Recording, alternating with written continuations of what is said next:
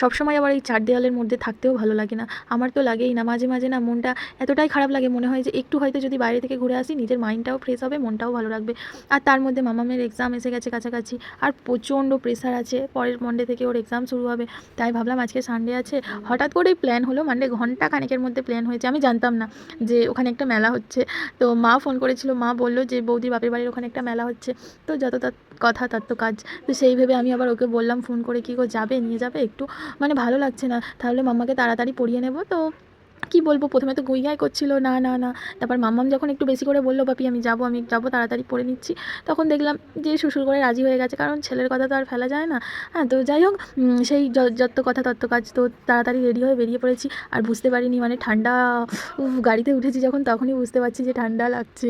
প্রথমে ও মা বাবা এসেই আমার এই ড্রেসটা দেখেই বলেছিল ঠান্ডা লাগবে, কিন্তু তখনও ভাবিনি, কারণ ঘরে অতটাও ঠান্ডা লাগছিল না, কিন্তু বাইরে বেরিয়েছি যেই সেই ঠান্ডা।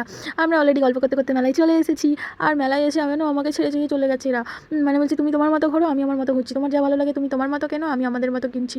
আমি তো মানে রাগমাগ করে ঠিক আছে যাও, যা ইচ্ছা করো, আমি আমার মতো ঘুরে যাচ্ছি, আমি আমার মতো কিনে যাচ্ছি। কেনা হয়ে গেছে, তখন এসেছে আমার কাছে, বলছে চলো এবারে কিছু খাবো। আমি বলছি আমি তোমাদেরকে চিনি না, তোমরা কারা গো? হ্যাঁ, এতদিন তো আমি একাই মেলায় ঘুরে বেড়াচ্ছিলাম, হ্যাঁ তোমরা কোথা থেকে এসেছো, তোমরা এবারে যাও, হাঁটো এখান থেকে, আমি তোমাদের সাথে বাড়িও ফিরবো না, কোথাও না। তখন মামা বাবা বললো ঠিক আছে আমি চলে যাচ্ছি। আমি বলছি ঠিক আছে যাও, আমি হেঁটে হেঁটে আমার যত দূর পায়ের মানে জোর আছে আমি চলে যাবো, ঠিক আছে বলে এই আর কি বলে। তার মাঝখানে এই সানগ্লাসটা না আমি মানে বড় ফ্রেমের খুঁজছিলাম, তো এর থেকে বড় আমার মানে পেলাম না বলতে পারো, আর সেই জন্য এটা নিলাম। বাট আছে আমার কাছে এই সাইজেরই ফ্রেমের, কিন্তু আমার না একটু বড় হলে বেশ আরও একটু ভালো হতো, কিন্তু কিছু করার নেই তো। ওকেও বললাম নিতে, ও বাবা নেবে না, ও আবার এখানে সানগ্লাস, মানে সত্যি কথা বলতে গেলে কি ও না মানে কোনো এর দোকান থেকে নিতে চায় না, হয়তো যদি এম বাজার কলকাতা থেকে হয় তাহলেও কিনে নিত, এখান থেকে সানগ্লাস ওর চোখে প্রবলেম হয়ে যাবে, ওই জন্য নেবে না। ঠিক আছে ছাড়ো, বাদ দাও, কোনো প্রবলেম, আমার ভালো লাগে তাই আমি নিয়েছি। তো যাই হোক, হয়তো ওদের সাথে বেরিয়েও আবার নিয়ে নেবো, সেটা নিয়ে কোনো প্রবলেম নেই, আজ এটা ভালো লেগেছে আমি নিয়ে নিয়েছি। আর এরা মিষ্টি খাওয়ার পোকা, মানে আমার দেখলেও মানে বলবো কি কেমন একটা হয়, আর এরা কীভাবে যে এত মিষ্টি খায় আমি জানি না। একটু চানা একটু মিষ্টি খেলো ওরা, মানে জিলিপি খেলো, আর আমি একটু ফুচকা খেলাম।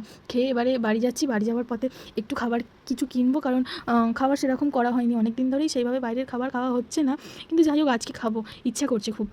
দেখো আকাশের চাঁদটা কি সুন্দর লাগছে না, আমার খুব ভালো লাগে জানো তো, কি দারুণ দেখতে লাগছে। তো যাই হোক এখান থেকেই একটু খাবার কিনে নেবো, কারণ অনেক রাত হয়ে গিয়েছিলো, তো সেইভাবে সব দোকানপাট খোলা ছিল না, মানে বন্ধ হয়ে গেছিলো অলরেডি, 9:30 10টার মতো বাজতে চায়। তো সেই জন্য খাবারটা কিনে নিয়ে চটজলদি বাড়ি চলে যাবো, কি মজা।